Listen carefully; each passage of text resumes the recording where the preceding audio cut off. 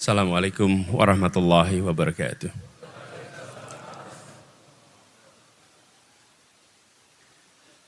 Alhamdulillahirabbil alamin. Wassalatu wassalamu ala asyrofil anbiya'il mursalin. Sayyidina wa habibina wa maulana Muhammadin wa ala alihi wa ashabi ajmain.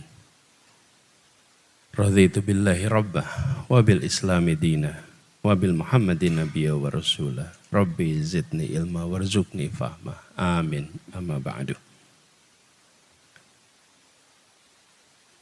Bapak-bapak, ibu, jamaah salat zuhur di Masjid Ukhuwah Islamiyah Al-Azhar rahimakumullah, wabil khusus Bapak Haji Azhar Kombo, juga bersama kita Ketua Takmir Bapak Muhammad Taufik Zamrawi, Ketua Yayasan Bapak Mas Rifan Jamil, Habib Hasan Toha, dan seluruh jamaah saja yang tidak tersebut nama satu persatu.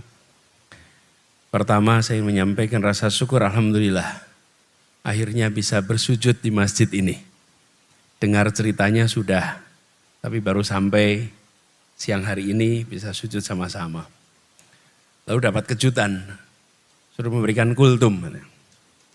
Saya jadi ingat, beberapa waktu yang lalu saya diundang satu tempat memberikan kultum. Saya tanya, jadi kultumnya apa?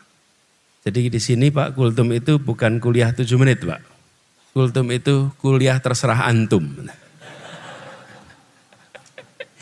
Jadi rumus itu saya pakai di sini boleh ya?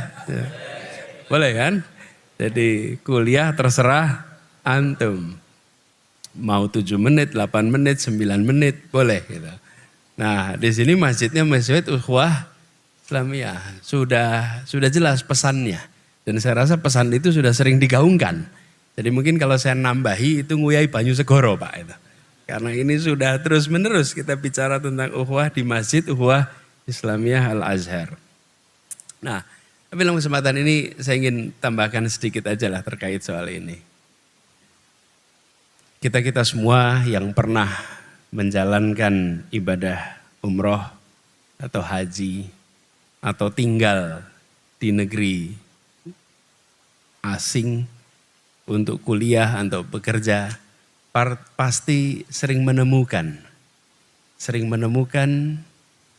perbedaan-perbedaan di antara umat Islam. Kalau di sini di masjid hampir pasti tidak ketemu bedanya. Syafi'i semua di sini. Tapi kalau sudah sampai di Mekah akan ketemu Syafi'i, Hanafi, Maliki, bahkan pondok terkenal di sana Al-Maliki, betul ya?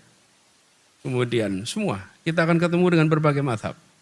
Nah, ini pengalaman saya. Satu ketika saya sedang duduk di masjid. Lalu bersama dengan seorang teman, sahabat saya dari Turki. Tidak lama datang satu orang, sholat. Pas lagi sholat, selesai sholat, teman saya ini bilang, Anis, ini orang ini Hanafi. Oh ya, gimana ceritanya? Dia tunjukkan cirinya, ini soalnya orang Hanafi ini. Oh ya, nah, itu mengingatkan saya kemudian satu pesan. Kenapa kita ini kalau berjumpa dengan sesama umat, kita cari bedanya? Kenapa kita ini kalau ketemu sesuatu kita cari bedanya apa ya saya sama dia itu. Saya ketemu dengan seseorang, ini NU ini, oke, NU. Ah ini Al-Wasliyah ini kira-kira. Ini Muhammadiyah ini. Oke. Ini kira-kira Dewan Dakwah ini. Gitu. Lalu lihat celana agak pendek, ini Salafi ini kira-kira. Oke. Lah kita ini paling senang seakan-akan mencari bedanya. Saya kalau ingin sampaikan pesan rumus sederhana, carilah persamaannya, kurangi mencari perbedaannya. Nah ini sederhana sekali, tapi kita dalam keseharian kita itu mencari bedanya. Dulu memang kopiah itu ada yang putih, ada yang hitam Pak. Kenapa ada putih dan hitam Pak?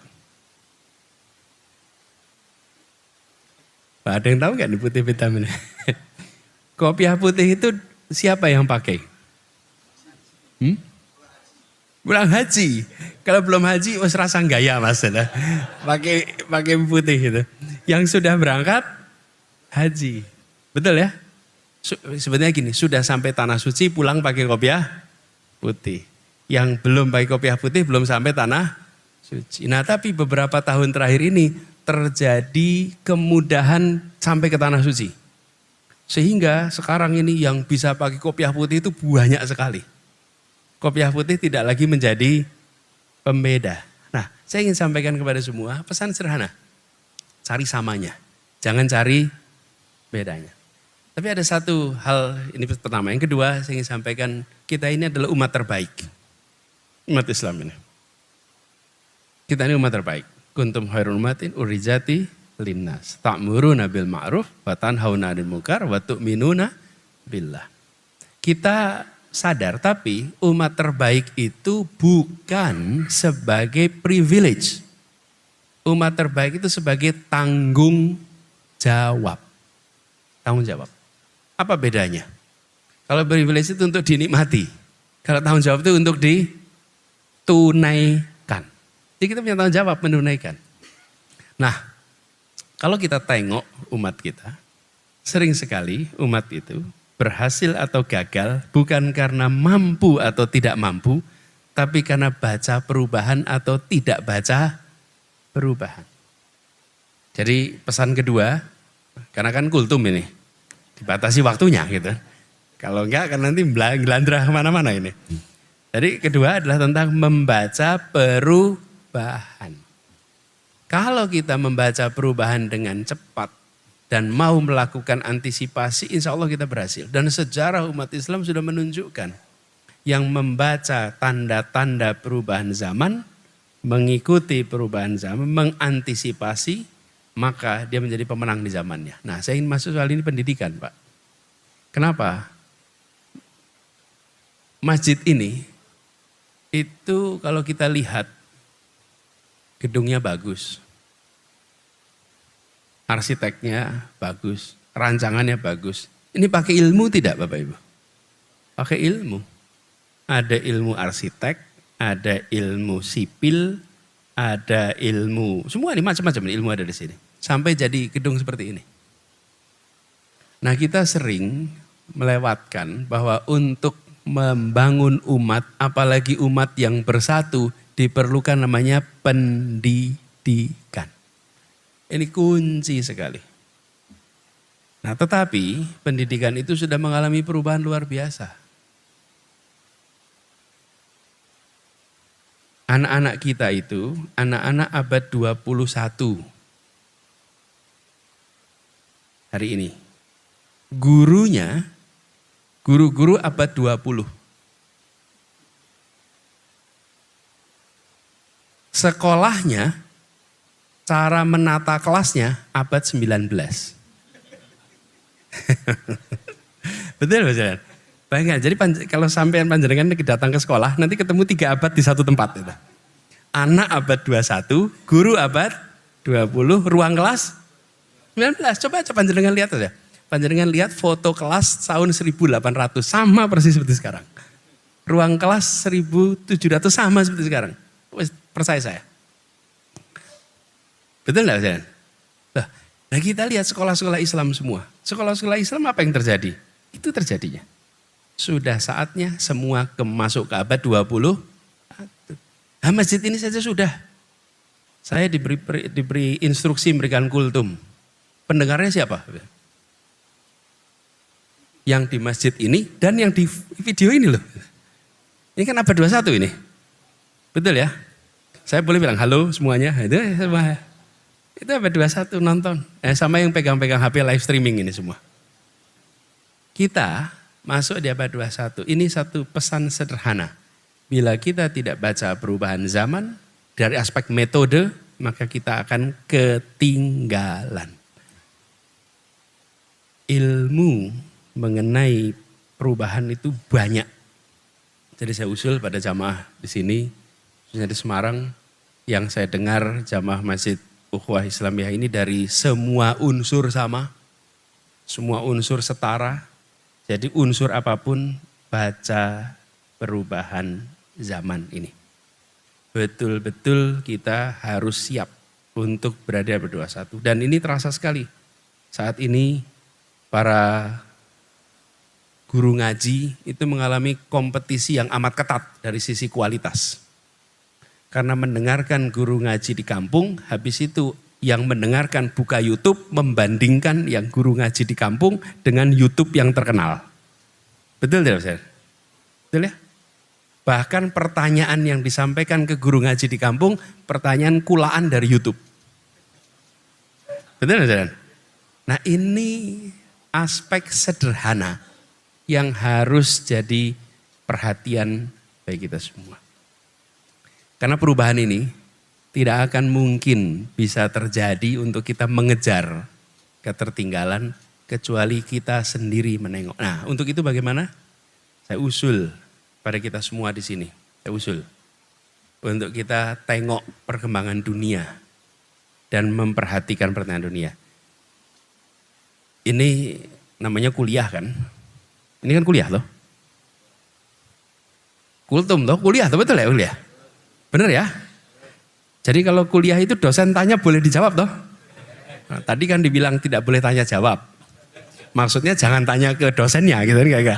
Tapi dosennya tanya sama mahasiswanya boleh loh? Boleh. Nah sekarang saya mau tanya nih. Yang membaca berita tentang Indonesia setiap hari mohon acungkan tangan. Loh yo mosok gak baca berita. Berita yang berani acungkan tangan. Saya pengen tahu yang acungkan tangan. Yang melalui medsos boleh, melalui koran boleh. Pokoknya mengikuti berita Indonesia setiap hari. Banyak juga yang gak ikutin berita ya. Gitu. Hah? Kalau mengikuti berita Semarang tiap hari, malah enggak. Masalah betul ini. Berita tentang Indonesia tiap hari. Saya ulang coba. Siapa yang ngikutin? Acungkan tangan. Mohon supaya kita bisa tahu. Banyak enggak apa-apa. Malah justru saya pengen tahu. Banyak alhamdulillah. Kalau enggak baca tuh malah unjuk jenengan ngopo gitu loh bentino. Alhamdulillah. Syukur alhamdulillah. Pertanyaan kedua. Acungkan tangan. Siapa yang membaca berita internasional tiap hari?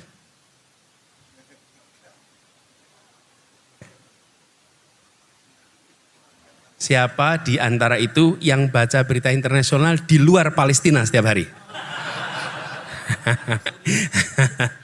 Kalau Palestina semuanya baca. Di luar soal Palestina tiap hari. 2, 3, 4. Ini salah satu persoalan yang kita hadapi. Kita bukan tidak mampu, tapi kita tidak membaca apa yang sedang terjadi di luar begitu cepat. Bulan depan adalah haji. Bulan depan haji. Dan dahulu orang-orang yang pulang dari haji sering ditakuti di negerinya masing-masing. Kenapa? Karena haji adalah pertemuan global pertama umat manusia. Dari semua duduk sampai di Mina. Sampai di Mina diskusi, tukar pikiran dari mana-mana. Dan sebelum sampai haji, di Mekah semua berkumpul dari mana-mana, tukar pikiran. Yang punya gagasan ini dari Indonesia, ketemu dari Maghribi, ketemu dari Mongolia, ketemu dari Turki, tukar pikiran. Forum global pertama dunia itu namanya haji. Karena itulah orang-orang pulang haji itu tercerahkan. Tercerahkan, mengapa? Karena dia lihat dunia. Ketika kembali ke kampungnya masing-masing, dia membawa pikiran-pikiran tentang perubahan, pikiran-pikiran tentang kemajuan, pikiran-pikiran tentang apa yang terjadi di luar sana. Karena waktu itu belum ada ini. Belum itu ada. Dan haji itu kemudian ya diberi titel, ya diawasi. Kalau di Indonesia pulang haji diawasi Belanda. Ya, karena ini membawa ide kemerdekaan pasti. Karena itu membawa ide perjuangan pasti. Sudah berangkatnya perlu modal, pulang bawa gagasan, modal gagasan, nah itu mengerikan Pak.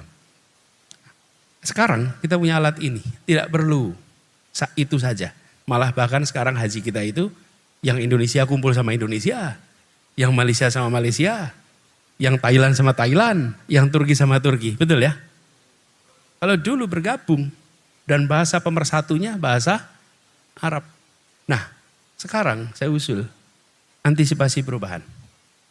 Baca, lihat apa yang sedang terjadi. Karena kita tidak bisa ngubah nasib kita. Tidak bisa kita ngubah nasib kita dengan menunggu harapan yang lain. Harus kita sendiri yang mengikhtiarkannya. Jadi pesan keduanya adalah tentang membaca perubahan. Kalau itu dikerjakan, insya Allah kita naiknya sama-sama. Kalau tidak, maka yang baca perubahan naik lebih cepat. Yang tidak baca perubahan tertinggal, lalu yang tertinggal dan yang tercepat sulit dipersatukan. Kalau bapak-bapak, ibu bisa menunjukkan kepada saya contoh persatuan dalam ketimpangan, saya pengen nonton bapak ibu. Persatuan dalam ketimpangan, kalau ada. Tidak ada. Persatuan selalu ditopang dengan rasa keadilan. Dan keadilan itu dapat lewat kesetaraan. Nah, kesetaraan dapat lewat kemajuan yang bersama-sama. Jadi ini yang kita harus ikhtiarkan sama-sama. Semoga apa yang selama ini menjadi ikhtiar di Masjid Ukhuwah Islamiyah ini akan dimudahkan pencapaiannya. Dan semoga yang memberikan wakaf tempat ini akan dilipat gandakan pahalanya. Dilipat gandakan rizkinya. Dan seluruh yang terlibat akan tercatat memiliki sumur pahala yang alirannya tidak pernah berhenti. A'udzubillahi minasyaitonirrajim. Bismillahirrahmanirrahim. Allahumma sholli wa sallim wa barik ala sayyidina Muhammad wa ala alihi wa ashabihi ajmain. Rabbana la tuzigh qulubana ba'da idh hadaitana wa hab lana min ladunka rahmah innaka antal wahhab. Rabbana hab lana min azwajina wa dzurriyyatina qurrata a'yun waj'alna lil muttaqina imamah waj'alna lil muttaqina imamah waj'alna lil muttaqina imamah. Rabbana la tu'akhidna in nasina aw akhtana. Rabbana wa la tahmil alaina isran kama hamaltahu 'alal ladzina min qablina.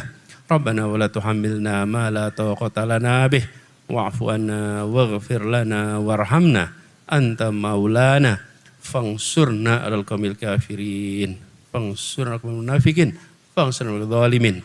Rabbana atina fid dunya hasanah wa fil akhirati hasanah wa qina adzabannar. Subhana rabbika rabbil izzati amma yasifun wa salamun alal mursalin walhamdulillahi rabbil alamin. Assalamualaikum warahmatullahi wabarakatuh.